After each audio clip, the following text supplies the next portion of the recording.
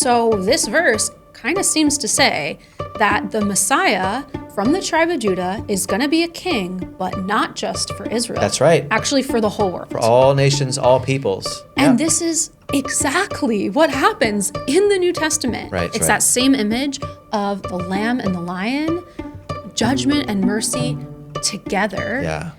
The holistic picture of God's grace, of his plan.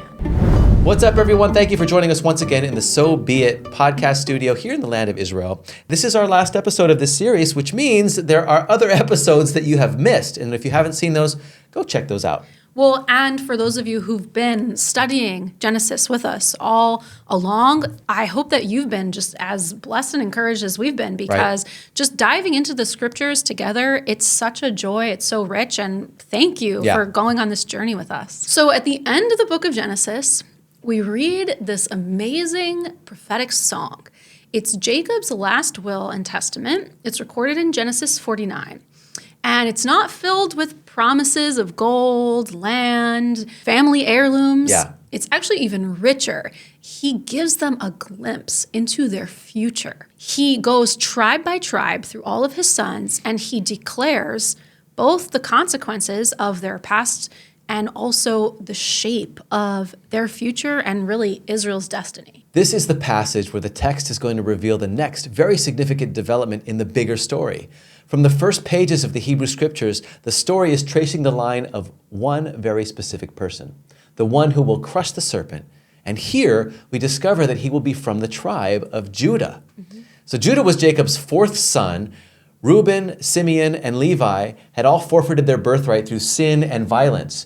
Judah didn't have really a spotless past either. Yeah. He had once proposed selling his brother Joseph and was caught in a shameful incident with his daughter-in-law, Tamar. But he repented, which maybe is the reason that Jacob looks at Judah and speaks a prophecy that will echo through the scriptures and across the centuries. The scepter shall not depart from Judah, nor the ruler's staff from between his feet, until Shiloh comes. And to him shall be the obedience of the peoples.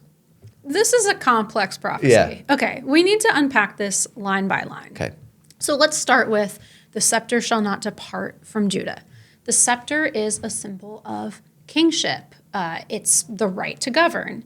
And here, Jacob is foretelling that from Judah's line will come kings, not from the firstborn, from the fourthborn. And history really confirms that this is exactly what happened, because King David, Israel's greatest king, was from the tribe of Judah. Right. And his descendants sat on the throne in Jerusalem for generations. Well, now what about this line? Nor the ruler's staff from between his feet. Some scholars explain that this reflects the imagery of ancient kings seated with their staff between their feet, issuing judgment. It emphasizes continuity, that rulership would stay with Judah's line until a particular person came. And then we get to the phrase that has caused more debate and wonder than almost any other. Until Shiloh comes. The word appears only here in this form. And some have tried to connect it to the town called Shiloh in Israel, but that place never has any lasting significance. Others suggest it's a title named for someone. And in fact, that's exactly how the rabbis understood it. Targum Onkelos, the ancient Aramaic paraphrase of the Torah, translates this verse, until the Messiah comes, who is the kingdom, until the Messiah comes, right? So they translate this as Messiah. Rashi, the most revered Jewish commentator, wrote, Shiloh, this means the King Messiah, or Melech HaMashiach. Okay, so let's piece this together. Yeah. Judah becomes the tribe of the kings. The line continues through David. And then Shiloh comes, the ultimate one to whom the scepter belongs, who the rabbis interpret to be Messiah. Right. And the text says, when he comes, to him will be the obedience of the peoples. Yep. And the word here, peoples, is the Hebrew word amim, right? Yep. So the same word that we're familiar with, goyim, the nations. Right, yeah. And this word is always used in the Bible to talk about the Gentiles, all the nations of the earth. And so this verse kind of seems to say that the Messiah from the tribe of Judah is going to be a king, but not just for Israel. That's right. Actually, for the whole world. For all nations, all peoples. And this is exactly what happens in the New Testament. Right. Yeshua, Jesus, he's born in Bethlehem, the city of David. In his genealogy, we see that he comes from the tribe of Judah, the line of King David, and he lived before the destruction of the Second Temple. So the genealogical records were not yet lost. Right. His lineage could be traced. And how does the world respond? Gentile kings bring him gifts. They bring him tribute as a king when he's born. Right. People of every language and nation begin very quickly to follow him. And then still today, Jewish people and Gentile people of all different cultures across the world are following Jesus as their king, as their Messiah. Yeah, amazing. And a major theme that we see in this passage is the symbol of the lion. So the first direct biblical association of the lion with Messiah comes from Genesis 49, verses 9 through 10, where Jacob blesses Judah. It says, Judah is a lion's cub. From the prey, my son, you have gone up. He stooped down. He crouched as a lion and as a lioness. Who dares rouse him? So this blessing contains both royal and messianic overtones, and the imagery of the lion communicates several things. First, it communicates strength and majesty. The lion is the king of beasts. It shows dominance and fearlessness. Who dares rouse him? And inheritance of kingship, which is a prelude to the scepter that will not depart from Judah. This is the origin of the phrase, the Lion of the tribe of Judah, a prophetic picture of a ruler arising from Judah whose reign is powerful and unshakable. Now, because Judah was associated with the lion and the Messiah was prophesied to come from Judah, the lion became this messianic symbol. And the Midrash Genesis Rabbah, which is another rabbinic commentary, explains, Judah, you are a lion's whelp.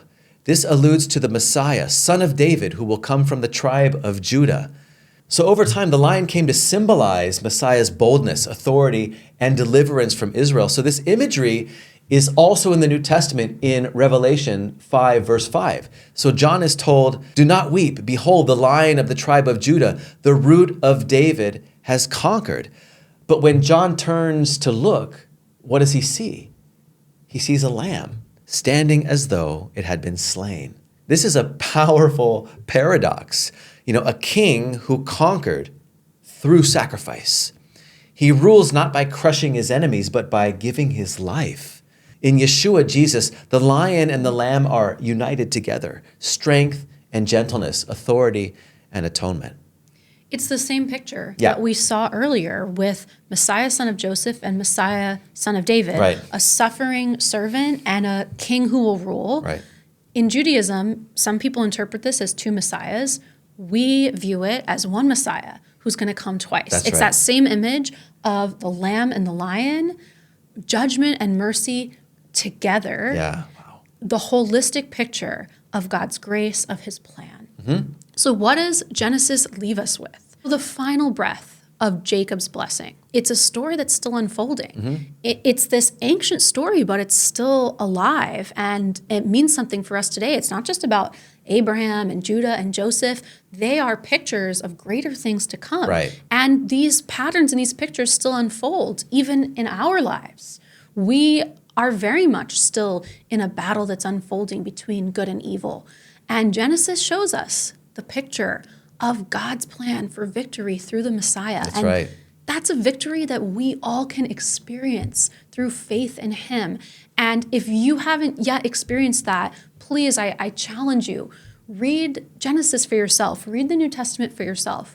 Come to your own conclusion about who Jesus is. It's changed our lives, and that's our hope for you. And that's why we are here doing what we are doing here in the So Be It podcast studio here in the land of Israel, where we love sharing our faith with our Jewish people, our Messiah, Jesus, and Savior of the world. We thank you for hanging out with us through this series of Messiah in Genesis. Go check out the other episodes if you haven't seen them yet. And remember, YouTube likes it when you like the video and put comment in the comment section. Keep going with the conversation. You can reach out to us by email. We have our email down in the description. You can come to our website at jewsforjesus.org and see all kinds of amazing articles related to these topics. So thank you for watching. Thank you for joining us, and Take care. We'll see you in the next one.